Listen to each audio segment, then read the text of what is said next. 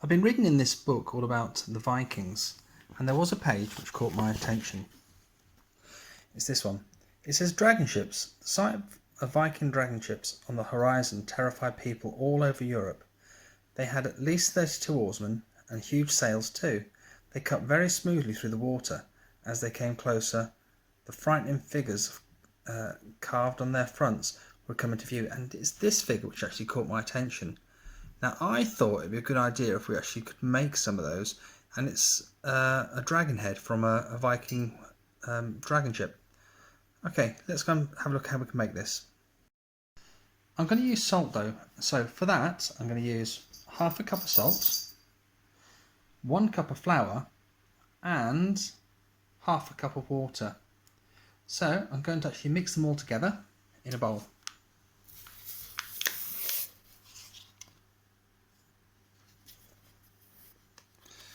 Now with the water, I'm going to slowly add the water a bit at a time, stirring it in. So I'm going to pause the video now and we're going to actually come back when that's done.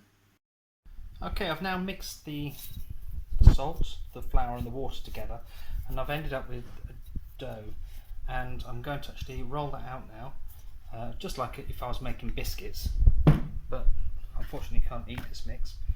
Okay, so next step, I'm going to actually take my dough, take my rolling pin, and I'm going to roll it out to about the thickness of about a pencil. Okay, I've just been pressing, I'm using here a skewer, and I've just been pressing into the dough to actually make the mark, which I'm next going to actually have a go at cutting with a knife. So I'm happy with the outline of that. I can see actually I've got the nose of the dragon here, I've got where the eye is going to be, and what I'm going to do is I'm then going to cut away the outside there. I'm going to actually just make that ear a bit pointier. Now the next job I'm going to do is I'm going to take, I'm just using a blunt knife, normal kitchen dinner knife, and what I'm going to do is I'm just going to cut where I've marked. I'm going to push away the dough from the outside.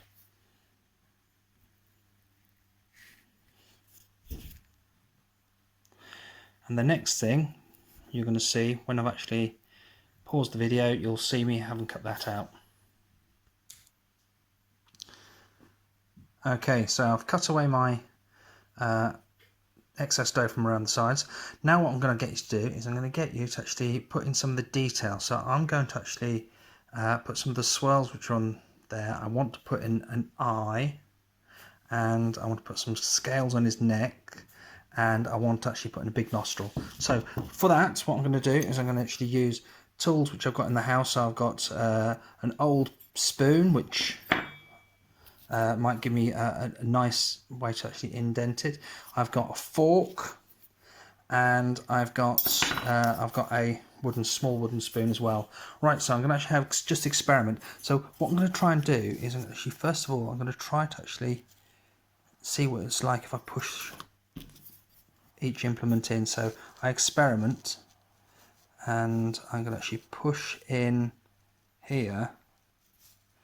I'm going to try and make it look as though this dragon has got scales, and I'm just pushing in. I'm not going all the way through the dough, I'm just pushing in about there. Don't forget these figureheads were actually made out of wood, so they would have carved them.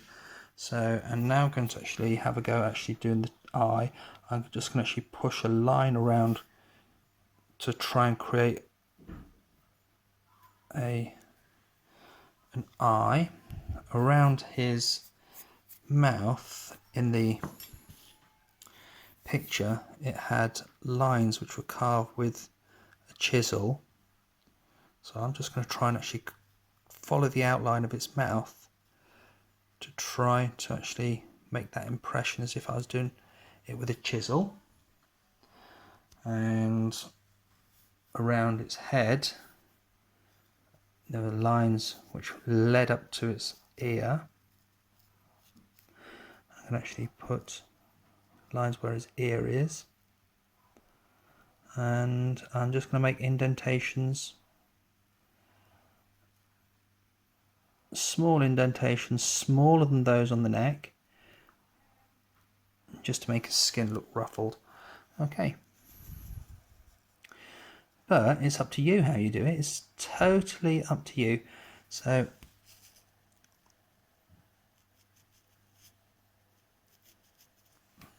okay, I'm just going to actually smarten up his tooth there. I might cut that down a bit, and then I'm going to actually need to actually put this in the oven, and I'm going to put it on a piece of baking paper, and I'm going to see what it comes out like. Okay, try it, see how much fun you can have from that. And you don't have to just do one, you can do several. You could even actually make jewelry, Viking jewelry. Okay, have fun trying.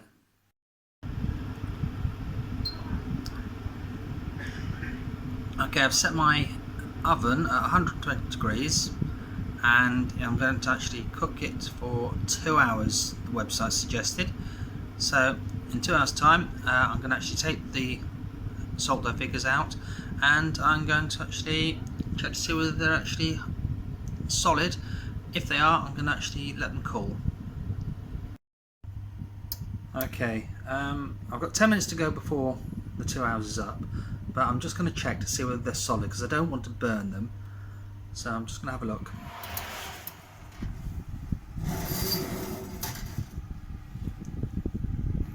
Okay, they look pretty good, so I'm going to actually take those out.